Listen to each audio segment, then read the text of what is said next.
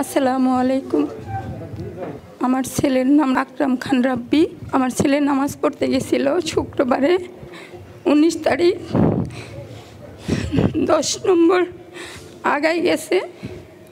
ওদিকে ফ্রেন্ডরা বলছে চলে আসো, বলছে আমি একটু পরে আসতেছি। তারপরে বলছে আমার হাতে জায়নামাজ আছে, আমার কিছু হবে না বলে গেছে। একটু পরে গুলি লাগছে ওর। আমার ছেলে আর ফিরে আসতে পারে নাই। আপনারা সবাই দোয়া করবেন ওর জন্য। আমার ছেলের মতো মনে হয় আর একটা ছেলে নাই, আমার এমন মনে হয়। সবসময় আমার সেবা যত্নে নিয়োজিত থাকতো।